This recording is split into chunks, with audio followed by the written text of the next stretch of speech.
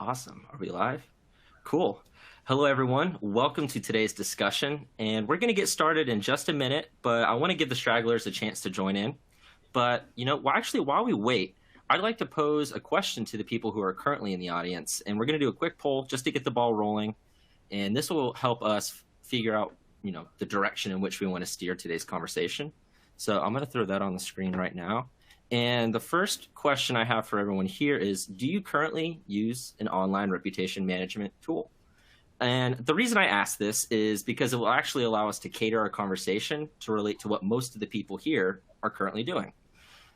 So if most of the people here have a tool, then we're going to focus on how we can best utilize it for your reputation, for your online reputation. Whereas if most people here aren't using a tool and they're trying to figure things out a little bit more manually, we can focus and provide best practices and tips for how to do that as well. So feel free to provide your answers and let us know what you think, what you guys are currently doing when it comes to your online reputation management. And I'll give it just a little bit longer, and then we'll go ahead and get started. Let's see how many people we have joined so far. All right, it's looking good. Welcome, everybody. Jody, it's good to see you back here again. Thank you for joining. Excited to see your questions. We've got some awesome companies in here as well. Excited for that. And while we finish waiting up real quick, go ahead and let me know where you guys are tuning in from. I'm based out here in Austin, Texas, and I've been at Birdeye for about a year, but I love to figure out who is tuning in from, because that's one of the coolest things that I like about these webinars is that I'm able to communicate and connect with so many people from all over the world. So feel free to let me know where you guys are tuning in from down in the attendee chat. Should be below the slides on your dashboard, and I'll go through the whole dashboard here in just a second. All right, so let me check this attendee list one more time. All right, so I think we're good. Awesome. So let's see what these poll results are. Awesome. All right, so we've got 45.8% of the audience is currently using an online reputation management tool, whereas 44.2% are not. So that's awesome. That's basically a 50-50 split. So I think what we have pre-planned out for right now is perfect, because we plan for both.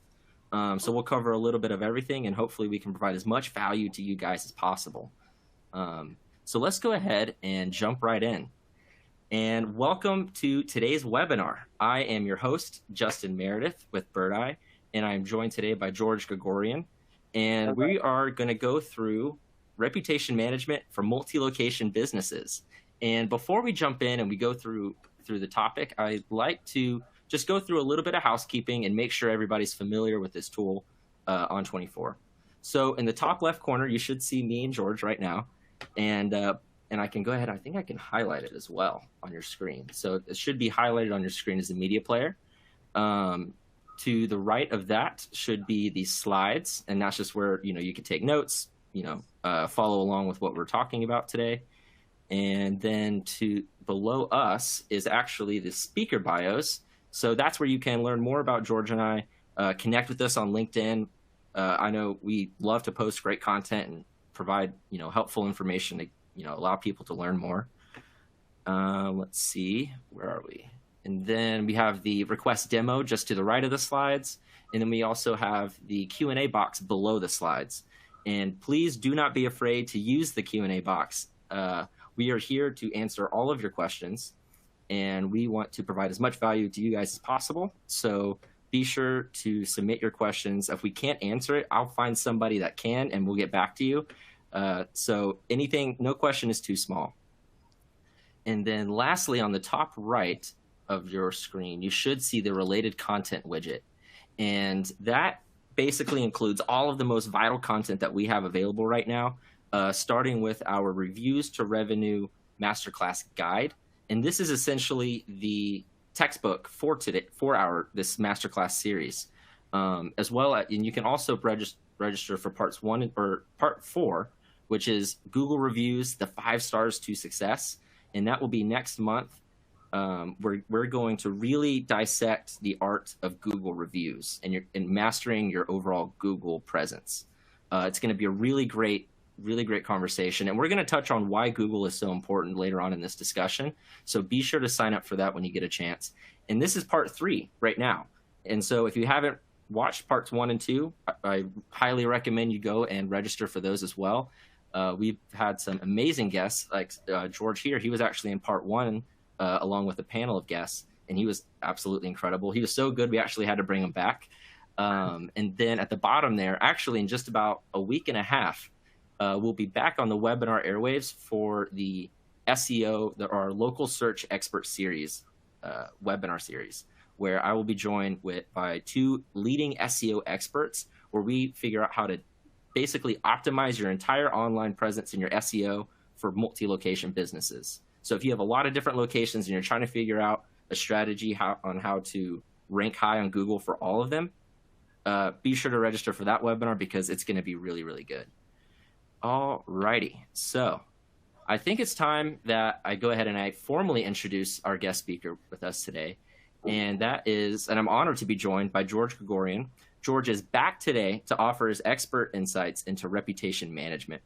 Like I mentioned, he has first appeared with us in part 1 of the Reviews to Revenue Masterclass series.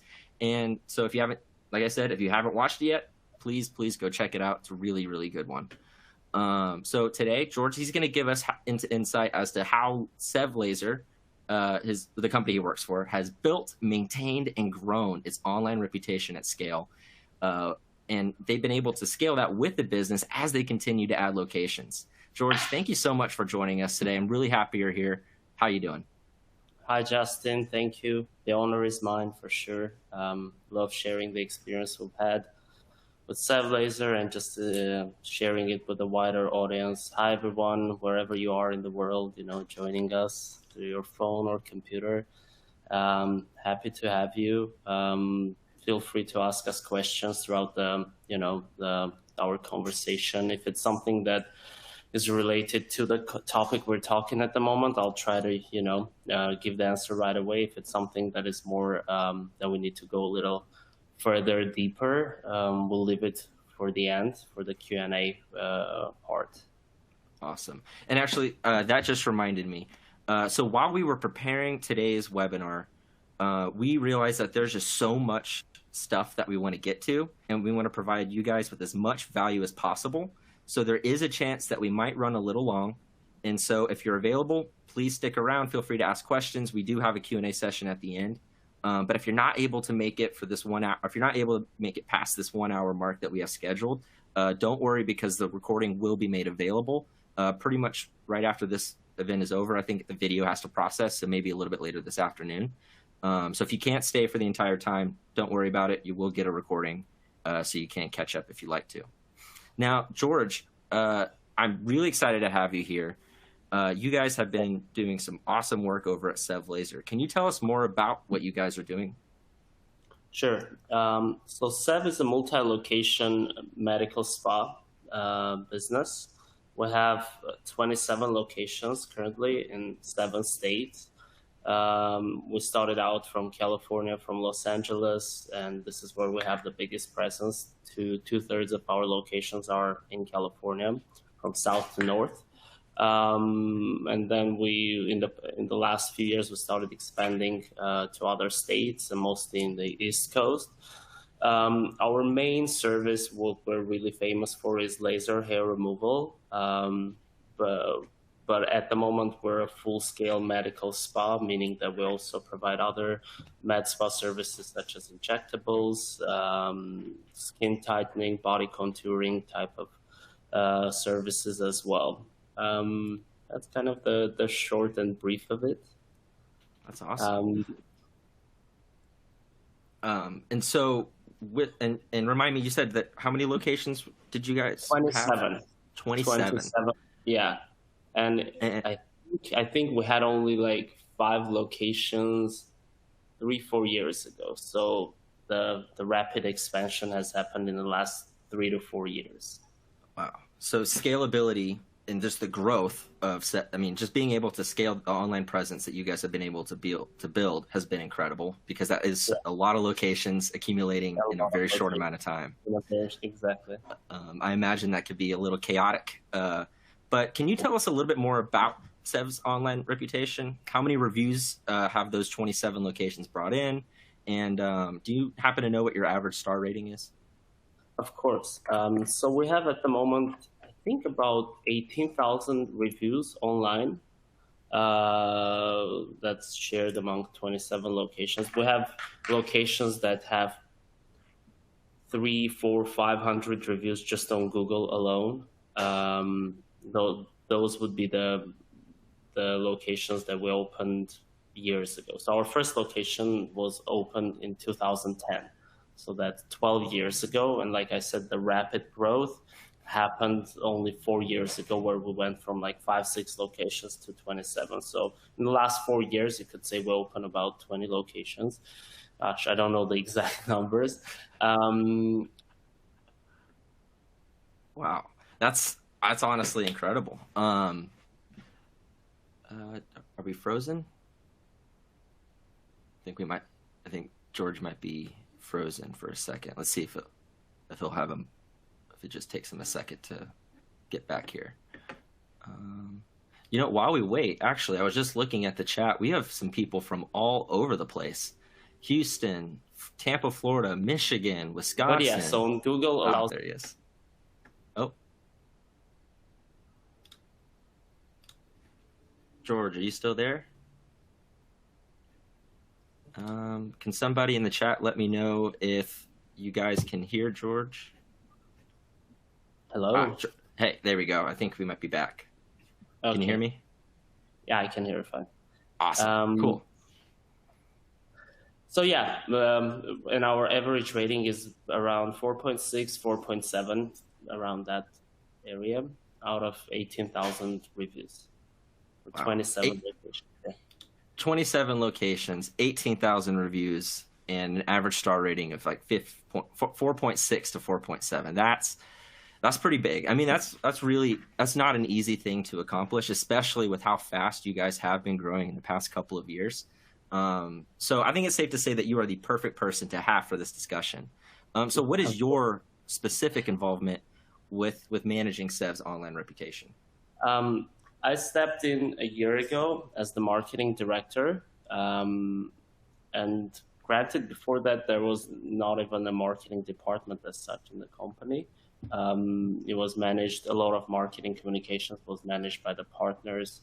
So everyone had a role, but I stepped in as more like the official marketing director. And, I was handed actually a pretty beautiful project that a lot of things were already working out great.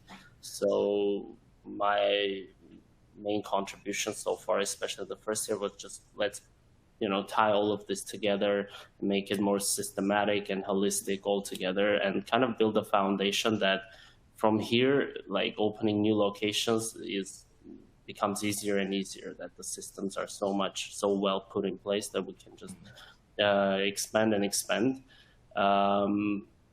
So yeah, that's where we're at the moment.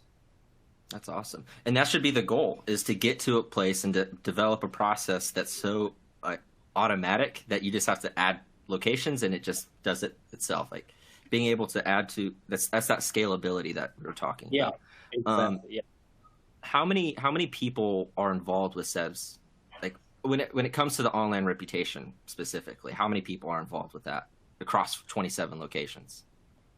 It's an interesting question, because our marketing department, I just expanded the marketing department. We're now about 7 people in the department.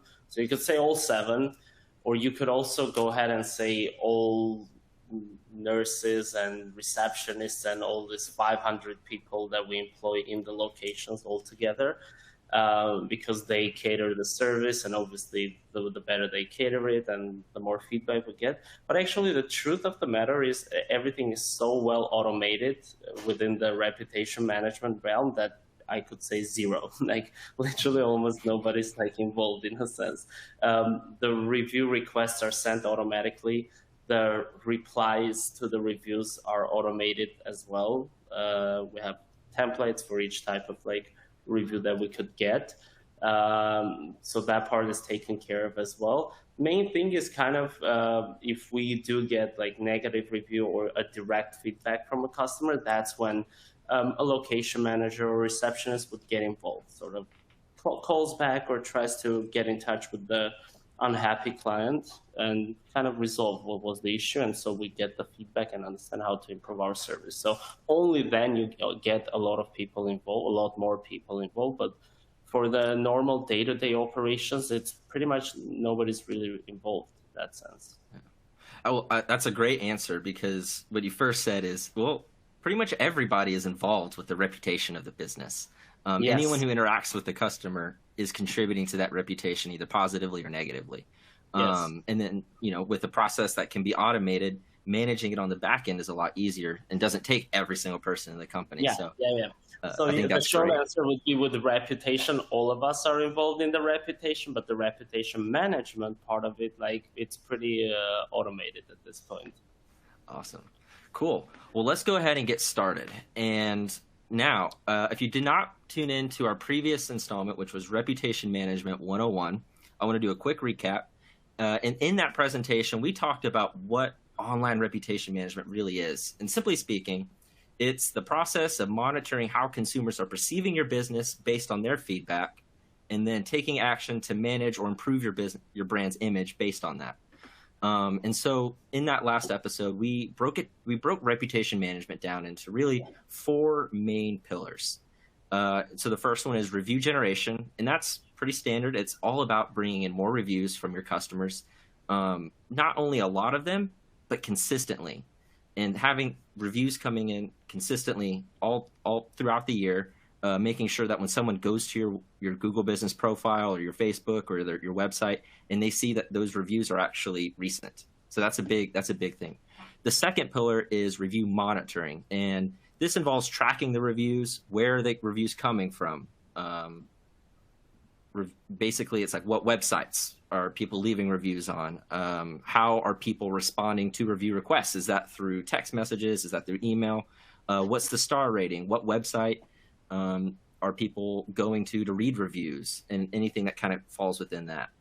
The third pillar is review management, and this really involves making sense of the feedback that you're receiving. What are people actually saying about our business? What's the feedback actually telling us? And how are we supposed to respond to that, whether it's actually responding to the review on that review site, or if it's contacting the customer directly, or if it's just making sure that the right person, maybe it's the location manager of a specific place, needs to get notified about a review. This is basically is making sure that you have a good grasp of all of the reviews, all of the feedback, and the overall public perception that's coming in of your business. And the last pillar is taking that and taking one more step and using those reviews to market your business. So all of that amazing feedback that you receive from your customers can actually be leveraged as testimonials to influence your future customers. And to use these reviews to show up on your website, on your social media handles, in your front office, or simply putting it on a poster can have such a strong impact on your online and your real just overall reputation. And so essentially the idea is to allow your customers to market your business for you. George, what are your thoughts on these? Is this similar to what you guys are doing, when it comes to these 4 pillars, or anything, kind of what you... Just one thing, have you changed the slide? I'm trying to understand if everyone's seeing the slide, just because I'm still seeing the slide about me. I think right now I've got the 4 pillars. Interesting. It's showing different on my end. Just to present.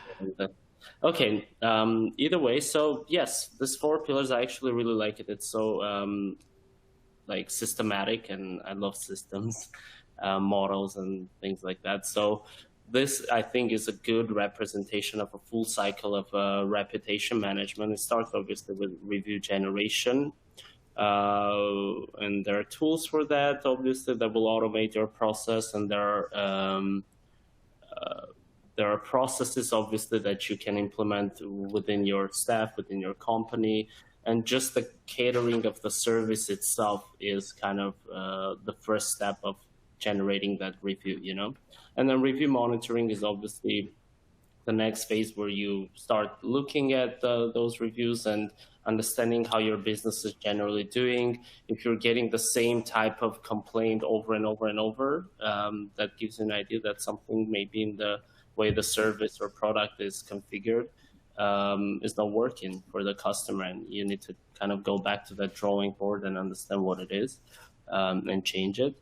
And then we have review management. This is basically, am I right? Yeah, this is basically I think touched upon it. What do you do with that review? You got it, you understood it, you monitored it, and from that, what that review, that feedback gives you, and how do you change certain things in your business. And review marketing would be just how you kind of share those reviews either on your website, on your social media to attract more customers. That could be your Google My Business profile, your Yelp profile. It could be those review widgets that you put on your website to right away attract the customers that came through let's say any other channel and landed on your website or landing page, and how they're going to be convinced that you're the right company that they need to trust. And that could be easily done with a widget.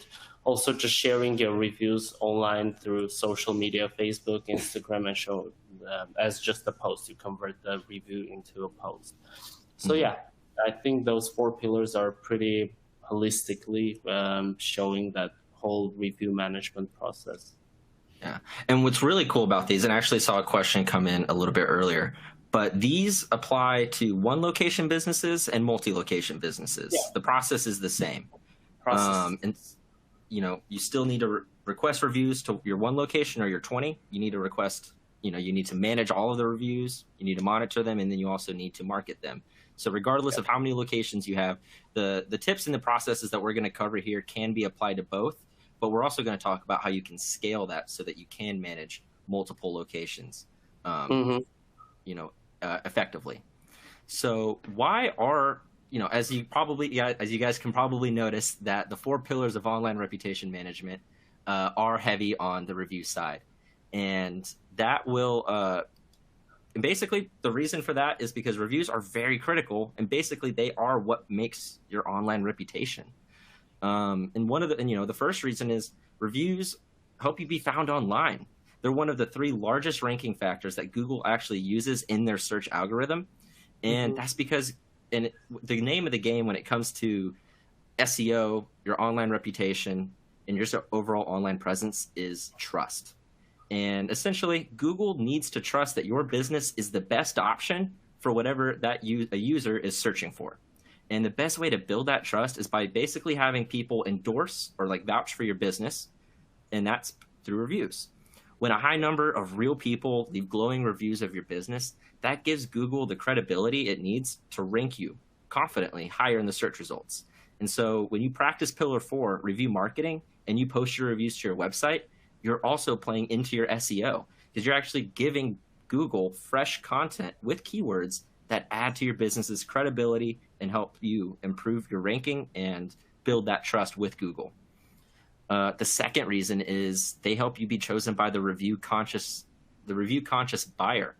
The consumer behavior today is at a point where they need that extra push or that additional confirmation that the business they're considering is actually the best option for them. In a world where people basically have every option available, they are starting to take note of that, and they're doing their research, and they're wanting to make sure that whatever they choose is that best option. In fact, nearly 9 out of 10 consumers, or it's actually 89%, so 8.9 out of 10 consumers worldwide make the effort to read reviews before buying a product. They get this confirmation through reviews left by previous customers, and they give potential customers insight as to how they would be treated by the business. So if you were to read a review and you see a bad one and it says that the staff was really rude, if you're reading that and you're thinking about going to that business, you're probably going to have a slight expectation in your mind of people might be rude, or you're just not going to go there at all because you don't want people to be rude to you. So the third is valuable feedback for actionable insights. And so essentially what this means is that reviews not only give customers insight into your business, but they also can give you insight into your own business. They allow you to identify the things that your business is doing well and not well. A perfect example of this is actually with my uncle. And so my uncle is in Iowa, and he owns, or with a couple of his partners, he has a few franchise locations for a chicken wing restaurant. And I was hanging out with him recently, and he was actually just telling me about the locations he just acquired and how they're going to need a lot of work to kind of rebuild their image and kind of just, it's basically a fixer-upper franchise business is what he was telling me. He goes, there's a lot of work that needs to be done. And so while he was telling me about this, my first immediate thought, and that's, I mean, you know, because it's my job to focus on online reputation, is I went straight to Google and I looked up those locations. And within, I don't know, 5 minutes, I was able to basically immediately find that the store hours at one of his locations was actually incorrect on Google. And so they had, I think 3 or 4, maybe 5 people show up to the restaurant while it was closed wanting food. And when they didn't, when they couldn't get that food, they left a negative review. And so I was able to just say, hey, did you know about the hours? The hours are incorrect here apparently on Google. And he was like, no. So he called his partner and he got it fixed in like 10 minutes. And so that's a small example, but on a grand scale, that stuff adds up. Being able to understand what your business is actually, you know, what people are actually saying about your business allows you to make those improvements. George, what are your thoughts on these first 3? I think we've got a few more after this, but on these first 3, have you experienced anything like this at Sev or maybe previously?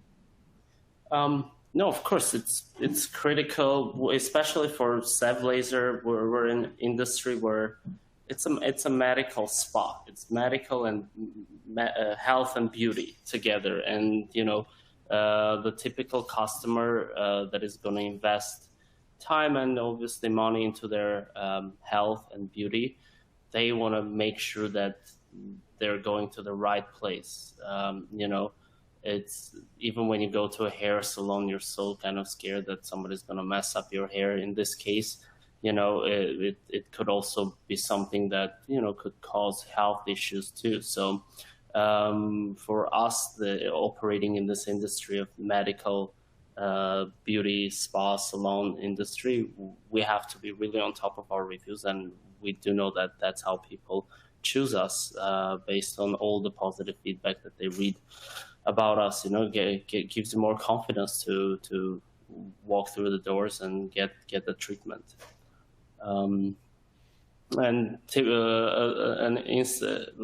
What you just told about your uncle, like something like that happened with us too when we moved the location.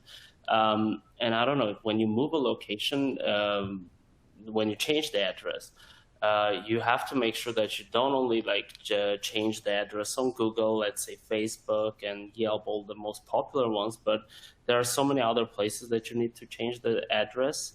And this is a little bit, it's also only reputation management, because let's say Apple Maps, how do you change your address on Apple Maps, and then, or Uber, Lyft, and all these other places, and then, you know, you never know, like a customer went to your old address and they took an Uber to get there because it wasn't changed there. They typed in Sev Laser, Hermosa Beach, and they just went there and it was a wrong location. So then they're going to be angry, and there's chances that they would write a negative review there, although you made sure that you changed on Google, Facebook, Yelp, and all these other places, but there are places still left out. So yeah, managing a multi-location business, you have to be so on top of everything, including the hours, the address, the phone number, things like this. You gotta use data aggregators that will push that data to all the other smaller, like citation places like Maps and other places where customers get this essential information from. Awesome. And I think that's exactly right. And when it comes to that, making sure your online data is accurate when it comes to your name, your address, and your phone number, your NAP. We're actually going to be diving really heavy into that in our next webinar with Ben and Steve. So if you're wanting to learn more about that, be sure to sign up for that webinar. But let's go ahead and keep it moving. Oh, I see we did have a question come in, and we are how best can we incorporate reviews into social media such as Facebook? Actually, we are going to be diving into that in just a little bit here, so just stick around, and we'll actually, and I think, George, you have a great story about the impact of using reviews and the power of social media. Mm-hmm. And then we'll also be addressing the next one from Rebecca, which is how can we improve a negative rating? So we're going to be talking about that as well. So stick around. You guys are asking the right questions, or at least you are, because that's what we're going to be talking about. So that's perfect. So let's keep it moving. And why? So let's keep talking about why reviews are critical for a business. And they not only help you identify issues and competitive advantages, they also help you reveal shifts in consumer behavior. And I have another example, and this one is from one of our Birdeye clients here, and it was during the pandemic. And we have a multi-location business. I think they have 87 locations, and they're also a restaurant. And they were facing the same kind of challenges that everybody during the pandemic was having, which is basically how can we stay in business when we can not allow anybody actually inside the walls of our business? And so they had to figure out how to keep it going with those types of hurdles. And so they pivoted to the common contactless pickup or the curbside pickup delivery. But then they were looking at their online reviews, and they noticed that people were saying that they wish that there was just an easier route, which was a drive-through window where you can just go in, grab your food, and leave. And so that's what they did. They got to work, and they actually created a phone application or a phone app that enabled their customers to order and pay from the app, and it would give them an estimated pickup time, like a range between 5:30 and 5:45 or 5:30 and 6. And so all they had to do, because everything was paid for, they just drove through the window, gave them their name, got their food, and were off. And this proved to be so effective that they actually applied this to all of their business locations and all of their future business locations. And they have kept the drive-through going post-pandemic. And so that's just another example of how using customer feedback can help you improve your business on the small scale, like making sure that your data is accurate. And then on the big scale, could actually make impacts on the way that you run your business. And so the next thing that we have is also part of brand experience. And reviews are a part of the overall brand experience. And let's say that you're in the market for a new trailer. And since that is a significant investment, you're going to want to do your research, and you want to know exactly, and you're going to find out exactly what you need, the size, the dimensions, the features, all that good stuff. And once you find something that fits that, you aren't just going to click buy. You want to find out what other people who have used it and owned it are saying about it. Are there any problems? Are there issues? And so the positive or negative reviews that you read about that product could actually sway you one way or the other and help in your determination of whether or not you want to buy that product at all. If you see a lot of negative reviews, it could cause you to look for other options. It's like, oh wow, this is not nearly these problems are going to be too much. I don't want to deal with this. I got to find something else. And vice versa with a positive review. If everybody's saying glowing things about the camper trailer that you're trying to buy, it's going to make you feel a little bit more confident to press that buy button. So when you're managing the brand experience in that sense, it's important to keep that in mind. The next is the reviews are reflective of the participatory culture.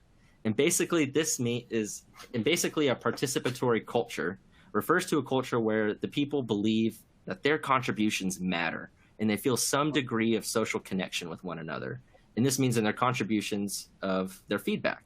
And so this is why people write reviews. Have you seen those 1,000 long word essay type reviews on Amazon? Consumers write those because they want to share their experiences with others to help them make a better decision. A great example of this is actually here on YouTube, and that's what I have on the slide here. I'm not sure if anyone here can recognize this little guy, but this is Ryan, and he has 33.5 million YouTube subscribers. This video that you see screenshotted here has 93.3 million views. And the entire video is Ryan playing and talking about the McDonald's toys that he got. And so this is kind of a crazy example, but I picked this one because it shows just how big that participatory culture is, in the sense of people wanting to share their experiences and people wanting to listen to others' experiences. Another example, I don't have it here on the slide, is actually on TikTok. It's one of the most popular social media sites. It's actually growing as a search engine now as well. But if you were to do a search for hashtag TikTok made me buy it, all of the videos that include that hashtag have amassed over 19 billion views on TikTok, meaning 19 billion views of people listening to what other people are saying about a product or a business that they've experienced that actually compelled them to buy it. This is just a really strong example of how important that sharing and receiving experience process is, and that participatory culture is only growing. So now we know that reviews are important, and we know that they're critical for a business. So what are the good companies doing that succeed online and they have strong online reputations? And what are the companies that don't? What are they doing? So the successful companies are consistently requesting reviews. The best way that successful companies get more reviews is they just ask for them. In fact, studies show that up to 72% of customers will actually write a review if they are just asked. And I think at this point, it can go without saying that most people who would leave a review without being asked or under their own volition or willpower are the unhappy ones who are trying to vent or get their voice heard or just looking for a way to kind of say their piece. But I'm also willing to bet that most of your customers here, George, especially yours and everyone here who's listening to this webinar, I'm willing to bet that most of your customers are actually really happy and they really like your business. So all you have to do is just ask them, because if you're not asking all of your customers for reviews, the only people who are leaving them are going to be your unhappy ones. So that's why it's important to ask all of your customers for a review. And that's what the most successful companies are doing. What they're also doing is they're asking for reviews at the right time. So it's not only important just to ask for them, but you also need to time it right. And they are asking their customers for reviews while that experience is still fresh in their minds. And this gives them the best chance of actually receiving a review. You know, if you wait too long, they might not even remember the details of their experience with your business, or they might just not care anymore.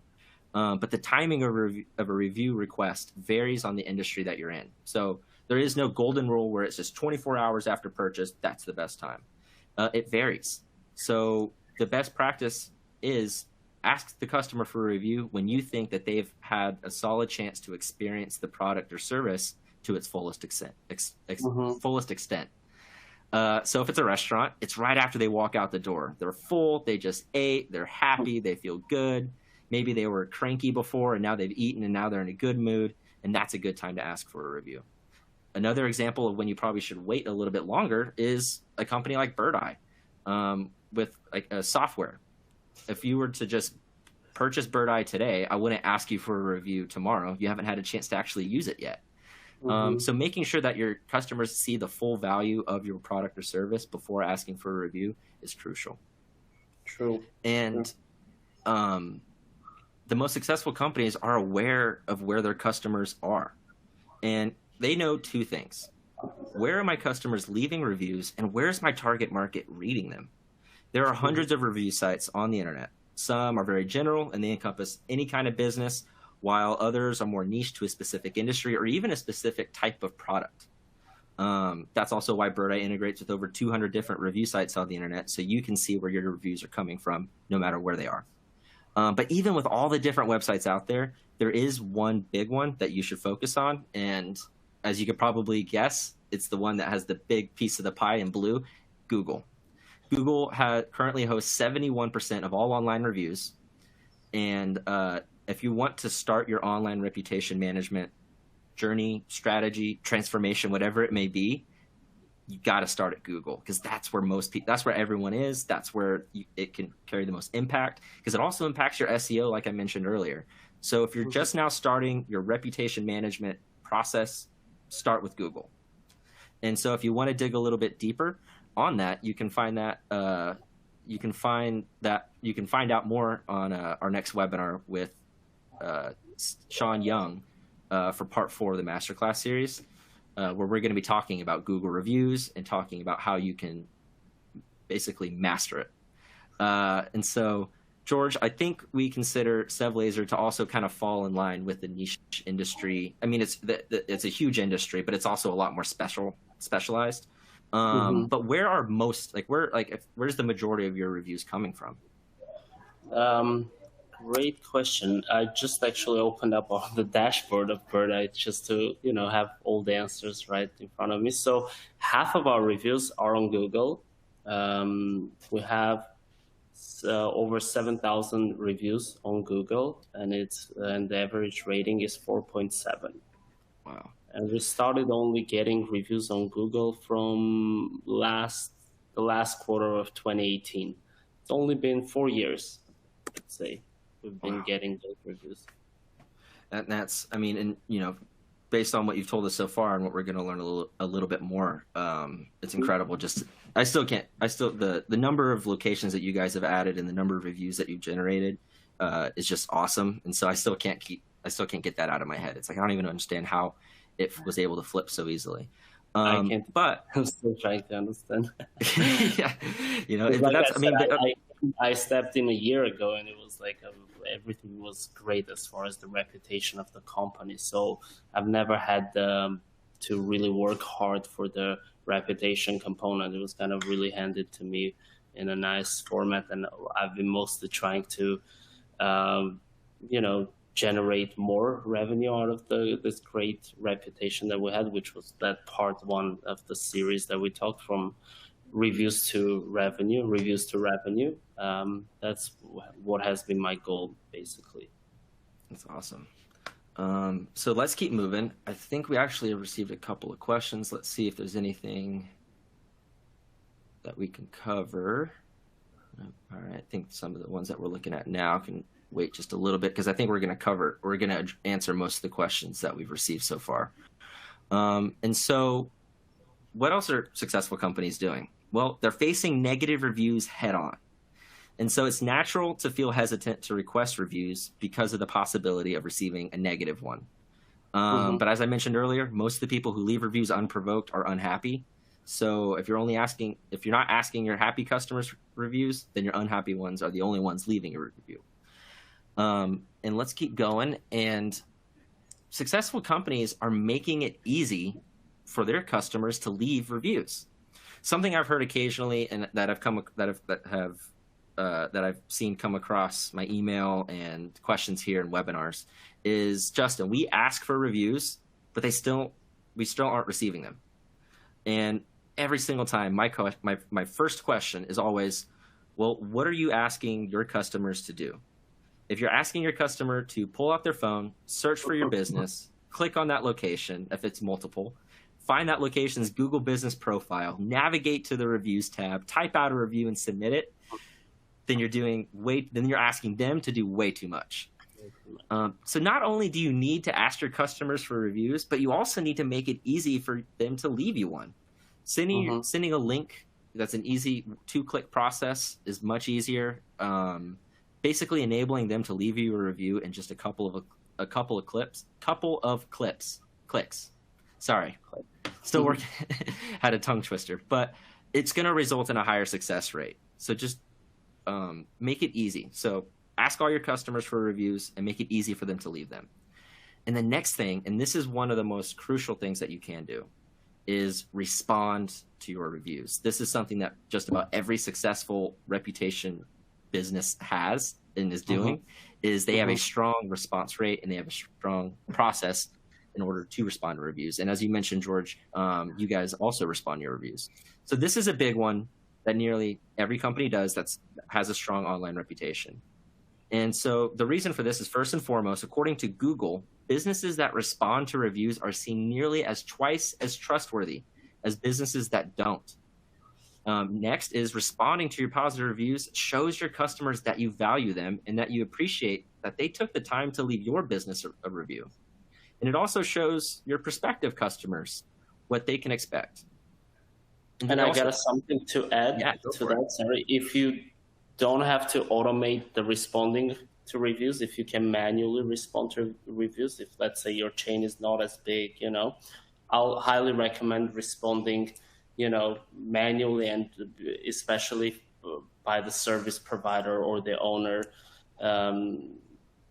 because it adds something, this templated automated responses that we're doing, it's good. It saves us a lot of time, but I feel like sometimes we lose that personal touch, which is so great. That person that just came and you saw that person, you just delivered the service and they took the time to write.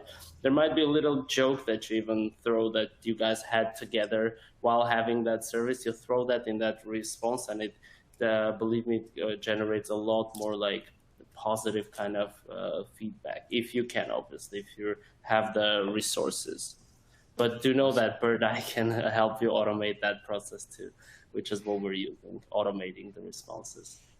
Yeah, and being able to automate the process makes it a lot easier to comb through more of the standard positive 5 stars review, the thank you very much for leaving a review, we appreciate it, we hope to see you again soon.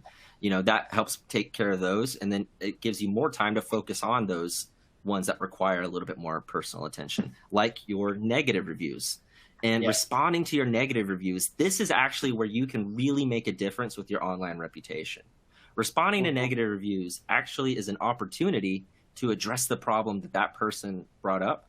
And it could even be a misunderstanding that you can help clear up.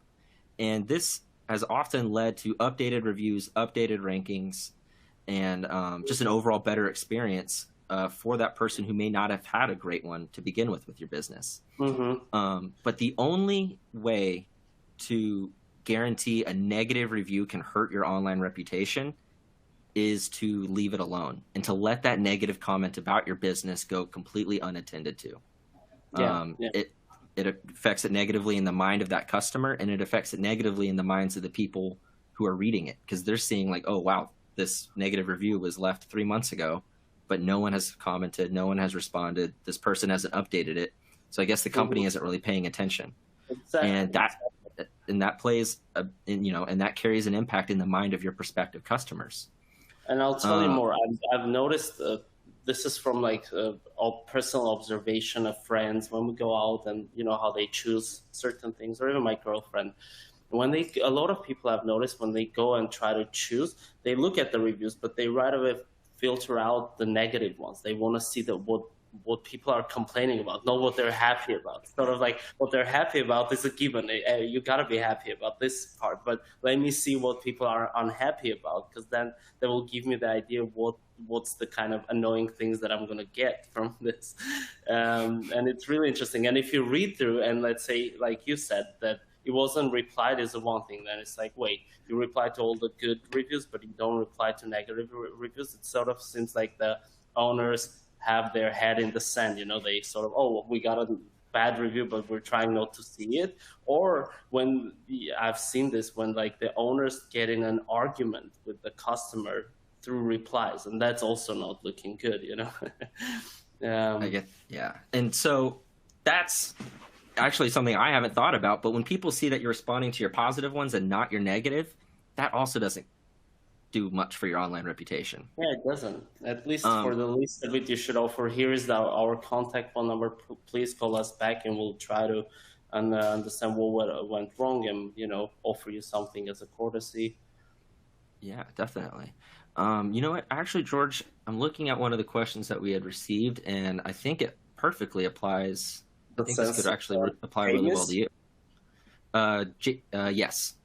Yeah, I actually read that too. I think it's a good question. I think our industry is also in a, people come and get their body lasered, and could be any body part, from face to bikini line, lasering, also, injectables, Botox. These are all pretty much like sensitive services, and it's directly in correlation with a person's body, transformation. So a lot of people are not so, you could think that they wouldn't be keen on, writing a review that I just went and got laser, or I just got like fillers down on my whatever lips or face. You would think, but to be honest, the way we see it, especially on social media, our customers, a lot of them, and I cannot give you a percent of what percent it is, but a lot of people just even share the whole experience on video and just showing that I'm being lasered or I'm getting a Botox and things like that. So, and in that same fashion, people do write a review that I just got an amazing laser hair removal experience at Sev Laser. So the thing is, I think you gotta have the system where it enables, where first of all you're asking for the review in more mass, and from there, even if in your, let's say, industry only 1% would be comfortable to share the experience, if it's that sensitive of a product or service, it's still good. It's better than nothing, you know. And the same way with like social media, I think people who've been following our social media see that this happens, and we repost customers having their experience at our salons.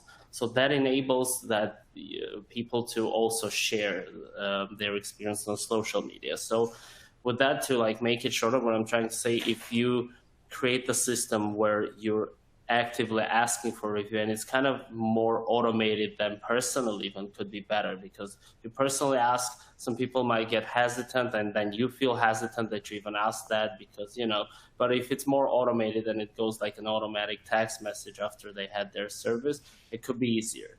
So create the system where even if it's such a sensitive product or service where only 1% would share their experience online, let that 1% still get the chance to do that, and you not picking and choosing who to ask, but it's kind of more in an automated fashion. Awesome. And just for everyone who is listening, the question that was asked was, how have you addressed asking for reviews for a product that is a little image sensitive? So maybe the customer is embarrassed to acknowledge that they use the product. So maybe they might not be as compelled to publicly announce, you know, their their praise for it.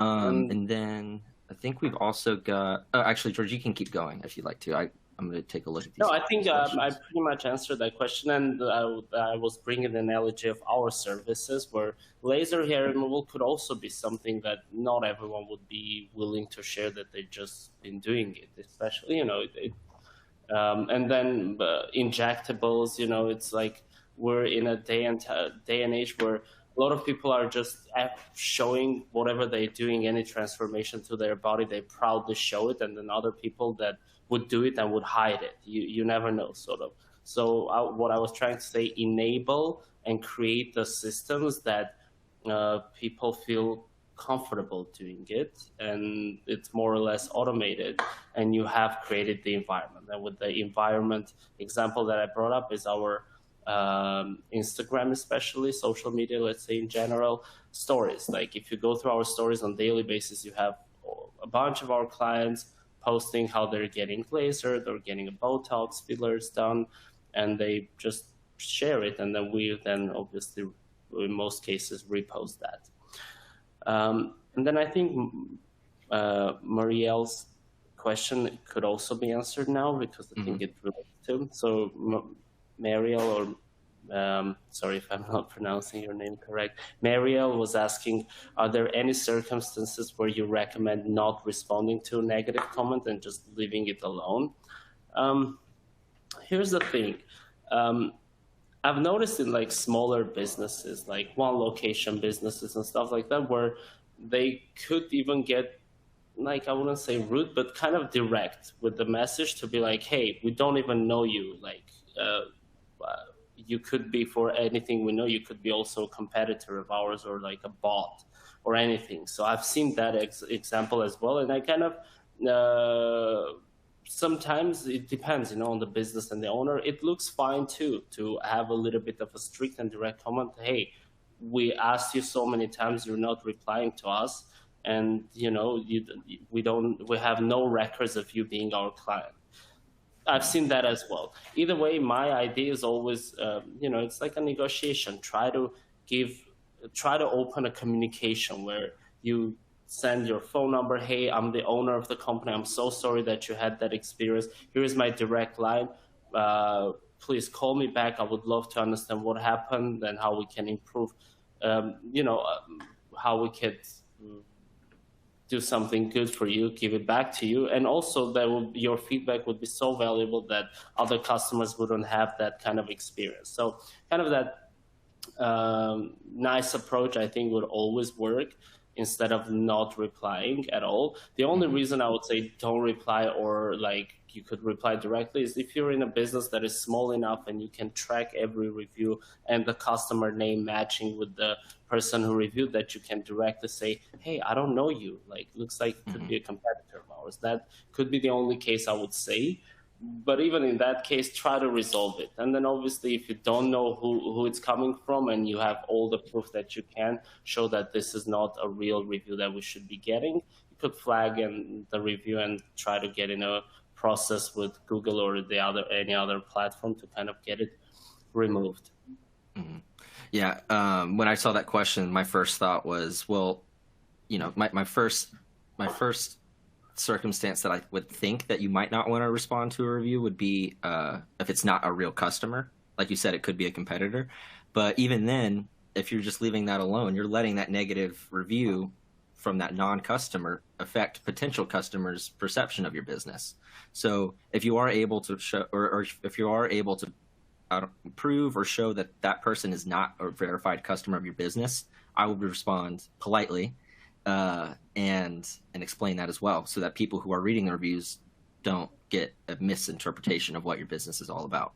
Yeah. So let's keep moving. We've definitely got some things to get through, and I hope everyone can stick around. We're going to be answering more questions, so feel free to jump into the chat or into the Q&A box and ask your questions. And then one of the last things that successful companies do when it comes to their online reputation, especially in the multi-location space where they've got 5, 10, 100, 1,000 locations, is they automate. And automation can actually help accomplish all of the previous points that we just talked about. And I think it's actually doing that for you, George. And as you get more locations and you bring in more customers and you have more employees interacting with more customers, that's just more variability, and it's a lot harder to manage and keep organized and tracked. Which is why a tool that can automatically send out review requests in a timely manner with a simple two-click process to Google, Facebook, Bing, whatever it may be, is the best way to ensure that that gets done. And so if you're bringing in a lot of reviews, it can get time-consuming to respond to every single one. So having those automated responses is also really important. But you also don't want to just send the same response to all of the reviews of all the different star ratings. So having a tool that can allow you to automatically respond based on what that person is saying and based on the review that they're giving really helps personalize your reviews or your review responses, and it keeps that impact strong. And then also you want to be able to know when a negative review comes in, and so you should have a tool that can flag that.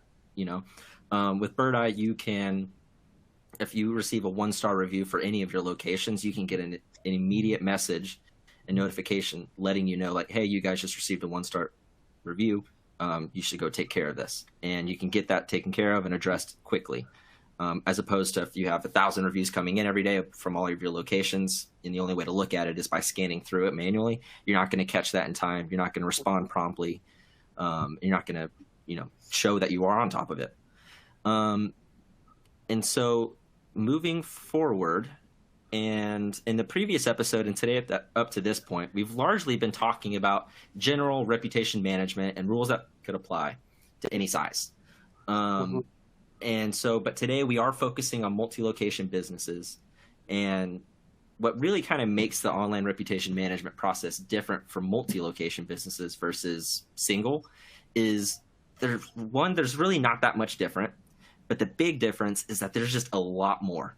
There's a lot more locations, there's a lot more people, there's a lot more customers, a lot more reviews. It's just the quantity is a lot more.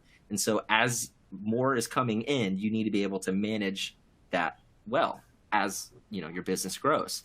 It requires a lot more planning and organization.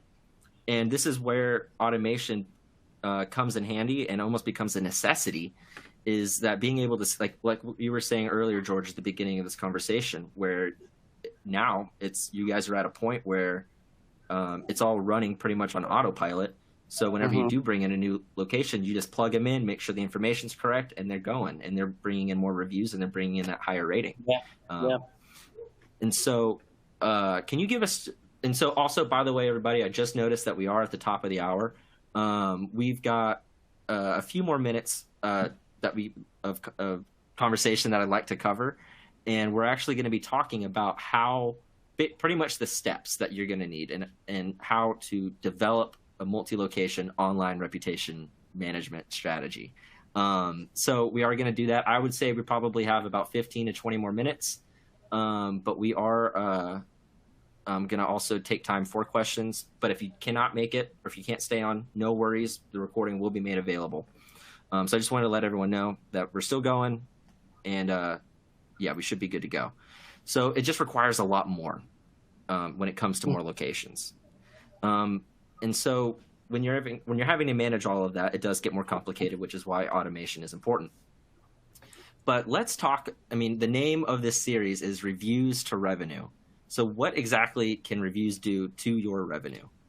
And essentially, a positive online reputation leads to more customers. And that's kind of just a simple, that's just the way it is.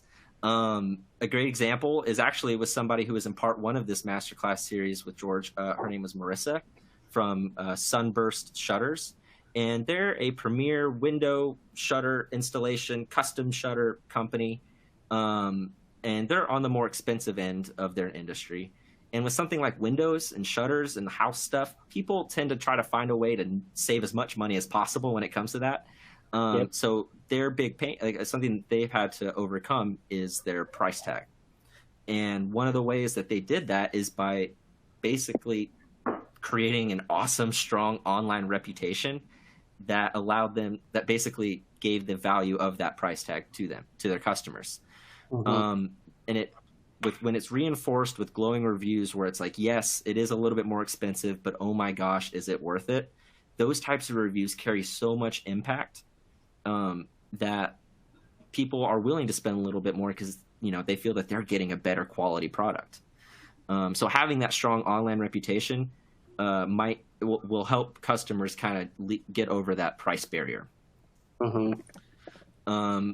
And also, George, this is one where I kind of want to let you go. Is reviews are a form of word of mouth marketing. Yep. Word of mouth marketing is considered one of the most effective forms of marketing that there is. It's been one of the longest forms of marketing that there is. And that's because of what I said earlier, trust. People trust the recommendations of their friends, family, loved ones more than anything when it comes to a product, you know, that they're trying to buy. Reviews fall in that kind of family tree of word of mouth marketing. Exactly. George, in an industry like the aesthetic healthcare industry, trust is everything. People are, they're going to have lasers, covering their body and all kinds of stuff. They need to trust that the business they're about to go, do that with is legitimate, trustworthy, credible. So how has this kind of word of mouth review marketing helped Seb Laser? So interestingly, then, and I love how we're like taking reviews and putting them in a bigger box of word of mouth marketing in general. And I want to put testimonials in there too, any type of testimonials, because reviews are testimonials too, So our early in the opening days of Seb Laser, from I think our second and third location in West Hollywood and Calabasas, the company started like getting really celebrity clients coming and getting the service, and they would happily, without even asking anything, no monetary transaction, nothing involved, they would happily document their journey and post it on their own social media, like A-list celebrities. And this was in the early days, and this really skyrocketed our Instagram presence, especially in the early days. This was like talking about 2010 to 15, especially those 5 years. And around that time, I think online reputation was still important, but not as much as these days. I think it's like Google have become like this heavyweights, even Yelp. But back in 2010, I think it wasn't as strong as we're seeing it these days. So our company, like in that first 5 years, was growing through, let's say, celebrity and influencer shout outs on Instagram. And that you could consider word of mouth, and you could consider online testimonial. Somebody who's like, I just had a great experience at Seb Laser, just got, I don't know, my full body lasers and stuff. That's the because on Google you just see the words, right? This is actually the person in your location sharing the experience. So we right away back then understood like the strength and importance of people sharing the feedback, the sharing of the experience, how important it is. So and that has continued up until now. We still have Instagram is still like the flagship of our most like social media channels, especially I would say, or growth channels in general. So those testimonials and those online shout outs have helped us to solidify the business and get it growing. And then when we further went down to more like other online reputation, like just review platforms such as Google, Yelp, even Facebook these days has that kind of review component added to it. We understood that now we just have to go mass market into that, because a celebrity does the shout out on their own platform, but you want to be also in the marketplace of where you could be found, right?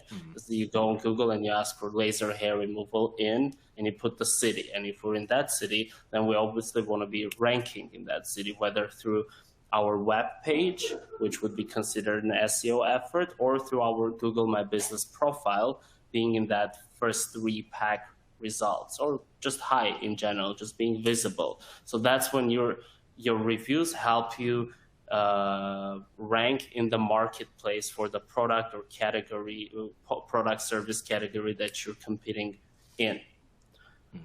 It's kind of the longer answer. Actually, this is a great time to ask one of the questions from the audience. And Hamayel, sorry, my apologies for if I mispronounced that, is asking how best can we incorporate reviews into social media, such as Facebook? George, I feel like you guys do a little bit of Facebook sharing and things like that. Is that what exactly is your process for it? Yeah, so let's kind of break it down into a few parts. The quick and easy answer is like, let's say with Birdeye as our online reputation management tool software, it again is very much automated. If we get a review on Facebook, because Facebook has that recommended section, you get those star ratings on Facebook too, and it acts like each of your location has its own Facebook page, and that acts like another profile, just like Google My Business or Yelp is. It acts as like your third, probably most popular one amongst those, if I were to compare these 3. So there, when you get a review each time, you can have it automatically shared. Actually, no, I think with Birdeye, any review that a location gets can be automatically shared on your Facebook page. So that's in addition to also gaining Facebook recommendations, which are reviews. So nowadays, actually, social media and reputation are like, they come hand in hand, because Facebook has now turned into, in a sense, like a reputation, an online review platform too, you could consider, especially if you're a location or a product. If you have a page and you get reviews and stuff, then you're in that realm.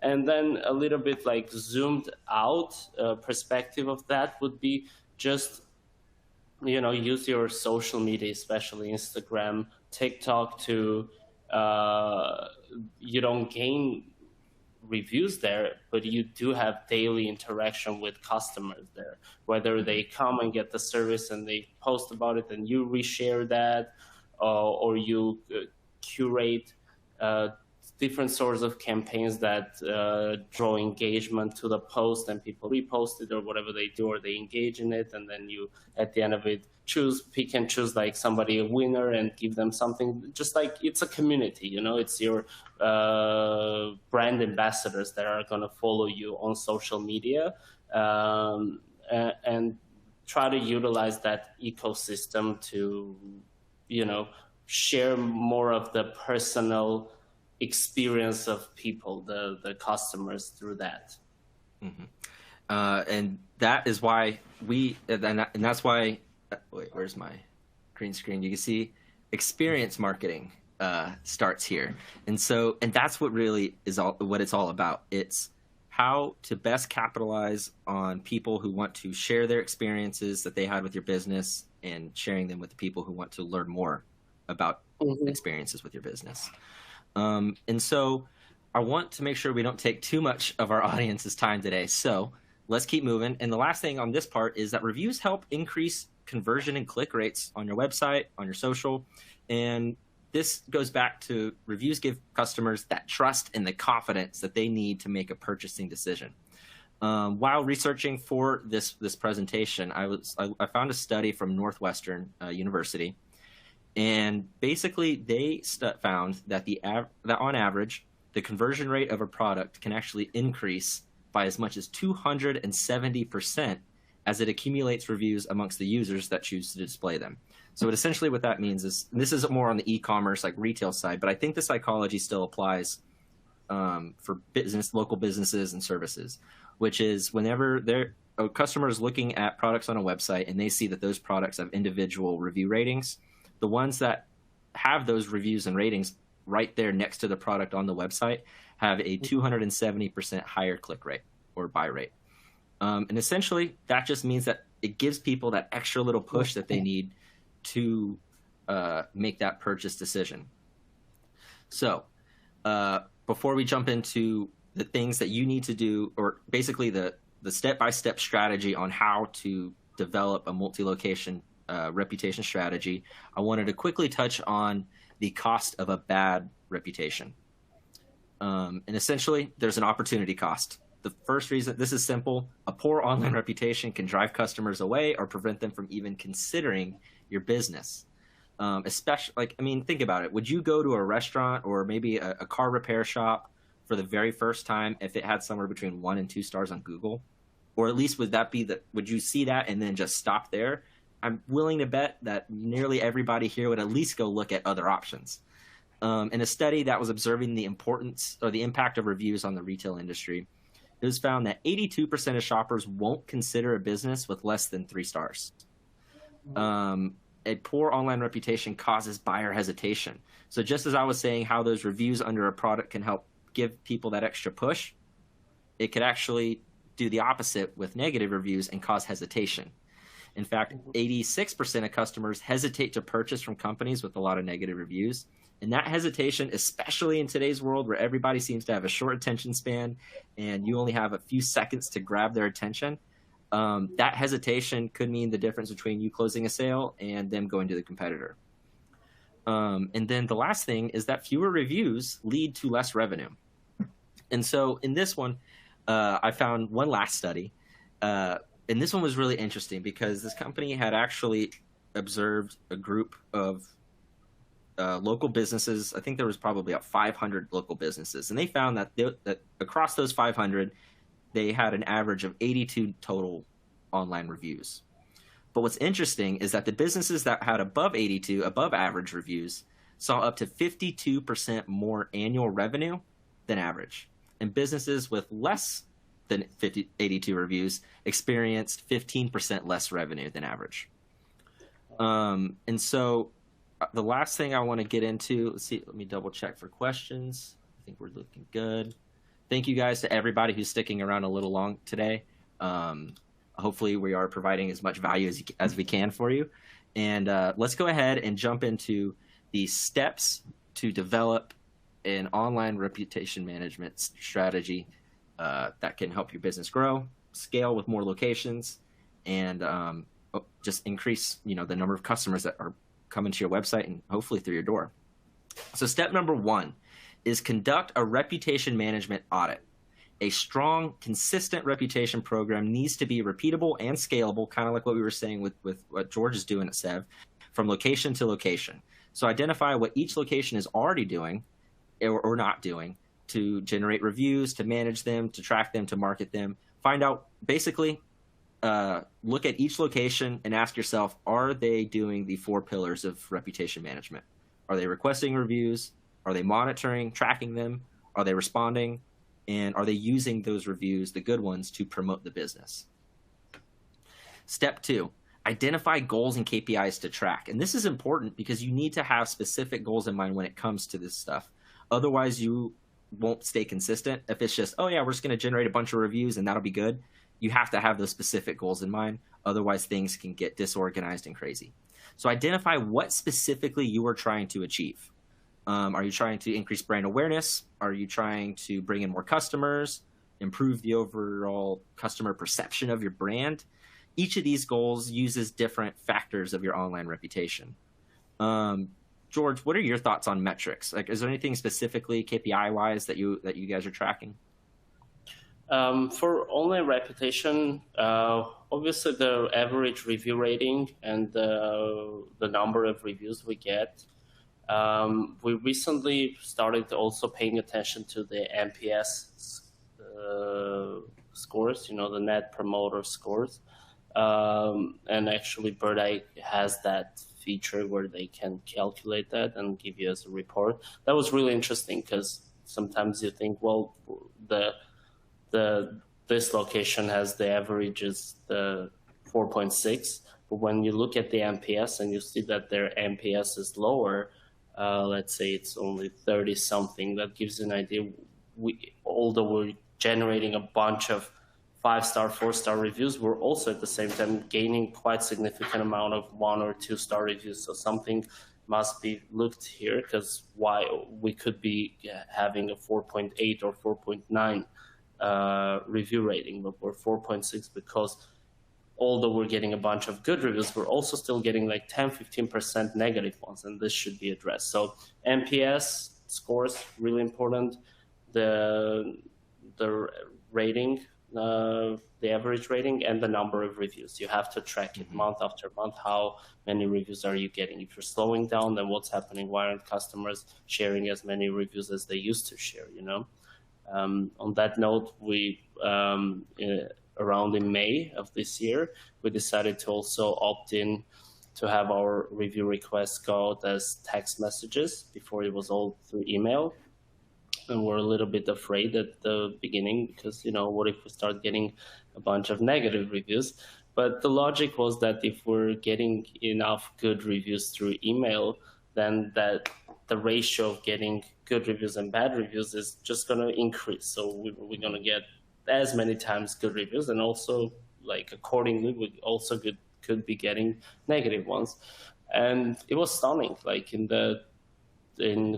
second quarter, although we started midway, we generated 2 times more reviews than the month before, than the whole quarter before. And then the third quarter we did even more, like 130% more reviews were generated than the quarter one. And the rating, the average rating was great too. We haven't been below 4.7. So, you shouldn't be afraid. If you have the good service and if you've been getting good reviews, you shouldn't be afraid of it. Yeah. Well, so I've got a couple of things, George. I'm going to ask you a question from the audience that I think relates to this really well. But first, when you're working to improve your star rating and your overall online reputation, you need to first make sure that you're giving people a reason to give you a positive review. So make sure, the services, the people, the employees, that side is taken care of, and that you're providing a quality service or a quality product and an overall awesome experience. And then you can focus on getting the positive feedback from those experiences. But I also wanted to ask you, George, this question comes from Melissa. And they're asking, do you solicit reviews for all of your locations?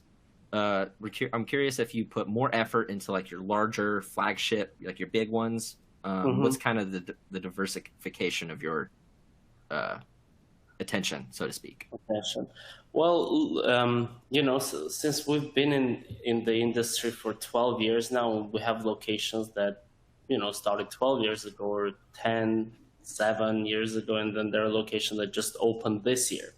And the way we notice, especially with reviews from reviews to seeing your rankings and the rankings to overall business conversions and stuff, the older locations that have gathered a lot of reviews, I'm talking about hundreds, 300, 500, 700, even I think our New York location has 700 reviews.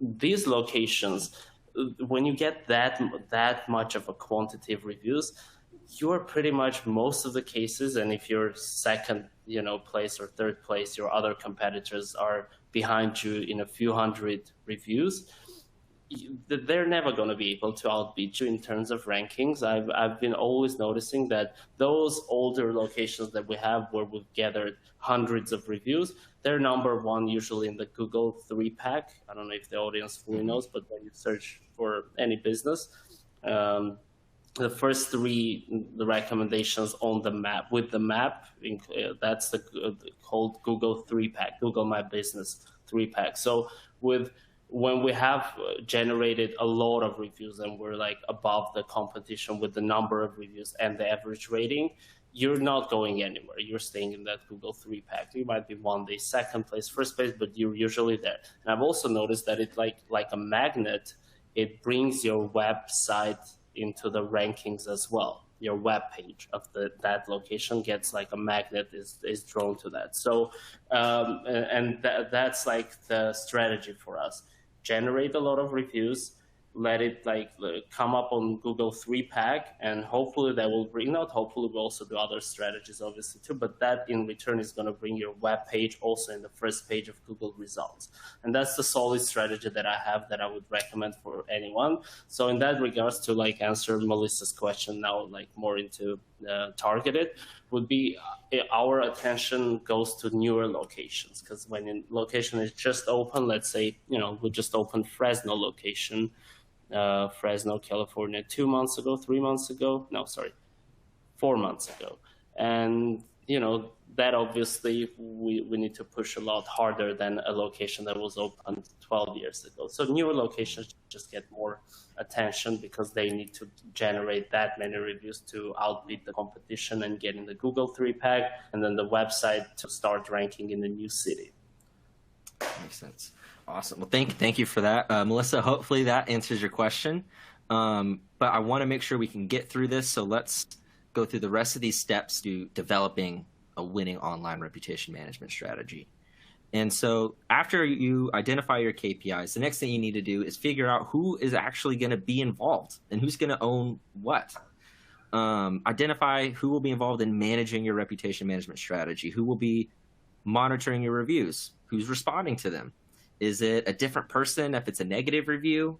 Is it, who's analyzing the data and trends that come from reviews? Is there anyone who's actually, maybe, like you said, there is an example of that person who would filter out the negative ones. Is there somebody who won't do that, and to make sure that they are looking at that negative side and that negative feedback to see where they can improve? And will those same people help manage for every location? So once your key stakeholders are identified, clearly document how each team will own their part in this process. So for the team person responsible for requesting reviews, how should they request them? Was it email? Is it text? Is it a QR code? Is it just telling people in person? How should they request them? Who should they be requesting reviews from? Should be everybody. And the same goes for responding. How will they respond? Make sure that the tone and voice of your company is consistent. What are they specifically going to respond to? Is there certain, stars that they shouldn't? What should they do for negative reviews? And lastly, for monitoring, is who's going to be identifying these things to make sure that everything is staying on track. So once I've identified your key stakeholders in this strategy, the next step is to map out the execution. And basically what this looks like is as in when will the customer receive map out the process. So when will that person receive the review request? How will they receive it? Will it be sent automatically or manually? What does the posting process look like from the customer's perspective? How many steps will they have to take? Will your employees talk about leaving a review with your customers before they even receive that link? What will they say to them? And that, as a quick side note, I know we're already running along, but that's actually something that I have found to be super, super impactful is if you are planning on sending a review request link to your customers, have the person, the cashier, the last customer-facing person, just say, hey, by the way, you can expect to receive a link from us or a text message or an email from us asking you for your review and to tell people about your experience with our business, and we would love for you to take that opportunity.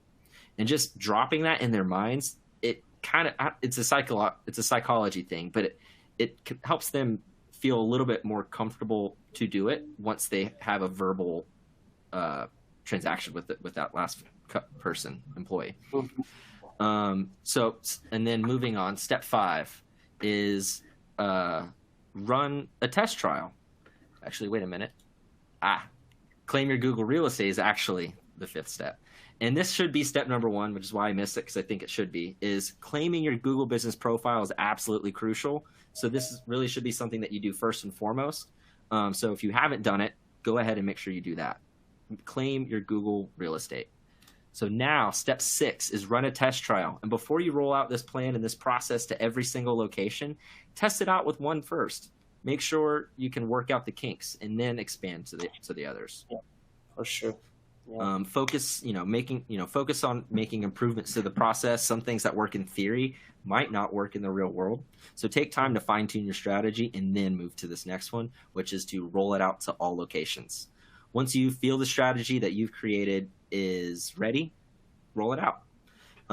Regularly check in, make sure things are running smoothly, meet with the stakeholders, make sure that they're on top of everything, and constantly be looking for ways to improve. This is not a perfect process that will apply perfectly to everybody. Every situation is industry, business type is a little different. So just keep a flexible mind, but also be sure to stay consistent on this strategy as you roll it out. And then the last thing is to report on performance. And this one may seem easy, but it's absolutely crucial that you have an organized and consistent reporting process. And that's because you need to have a clear understanding of what exactly is happening. What are our customers saying about our business from location to location, and then overall from our entire corporate level brand. And so it's great to have goals, but you have to make sure you're recording the metrics that those goals consist of. George, you've done an amazing job of maintaining and building the online reputation that you guys have built. But as we both know, in the world of reputation management, there's always work to be done and improvements to be made. What's your process when implementing something into your reputation management strategy? Is for example, whenever you said that you guys were going to be rolling out the text messaging, what was kind of the process, when it came to implementing that? That one was just a little bit of research and just getting the courage. I was just really surprised that it had only been done through email and we still got that many reviews. So I was like, we can't lose, there is no chance that we could potentially lose our reputation just because we also included text, which is obviously has a lot higher response rate. So, it was obviously some data analysis and reports and looking through things, but it just looked fine that we could do that. And I had to talk to the stakeholders and they agreed, the partners, and we just rolled it out. That one was easy because it was just automated. We didn't need to change anything in our system or with the way we cater the service. But something else, let's say Yelp, for example, it's a hard one, and no, it doesn't connect with any reputation management platform where you can automate it and ask for reviews or things like that. So that one is a tough one. So for that, if you're trying to gain reviews and kind of presence on Yelp, that one would be more like a personal kind of touch implemented into your services, that you somehow point out that ask somehow the customer to give you a review on Yelp. So when you're dealing with a multi-location business, one thing you quickly realize, like anything that is going to be like a personal touch, or that they have to think, oh, this person came through Yelp, let me give them the service that they in return will later put the review on Yelp. It gets really hard with multi-location businesses. You can't really predict that the receptionist, every receptionist in 27 locations is going to act the same way. That's where you need, like, if you're running something on that kind of scale, it has to be implemented into the scripts, into the training and things like that. Awesome. Cool. I think that's definitely something that's important to keep in mind when you're going through that. But we're definitely running long on time, so I want to give everybody, their days back. But before we go, be sure to register for part 4 of our Masterclass series, Reviews to Revenue, Google Reviews, the 5 stars to success. This is where we'll be getting into the nitty-gritty of how to generate more Google reviews for your business. We'll cover everything you need to know to set yourself up for success when it comes to Google. Also, be sure to register for our SEO webinar. That's just next Thursday, where we will be diving into basically how to conquer SEO from a multi-location standpoint and how you can have all of your locations climb up the rankings. And if you'd like to learn more about how Birdeye can help automate this process, as you probably have noticed, a lot of the things that we've talked about today can be automated. Be sure to email us at events@birdeye.com. We'll have somebody reach out to you, and we'd be happy to talk to you and see what we can do to help you master your online reputation. George, thank you so much for your time. It was an absolute pleasure to have you. I look forward to talking to you again soon. But with that being said, thank you to everyone for joining, especially for those who stuck around until the end. The recording of this session will be made available on the Birdeye website shortly, and you'll also receive an email with a link, so you'll definitely get the recording. But if there's someone in your network that you think would find value in today's discussion, feel free to pass it along to them. We want to try to provide as much value to as many people trying to improve their online reputation as we can. So with that, I hope you all have a wonderful rest of your day, and we'll see you next time. Thank you, Justin. Thank you, Birdeye. Pleasure. And there we go.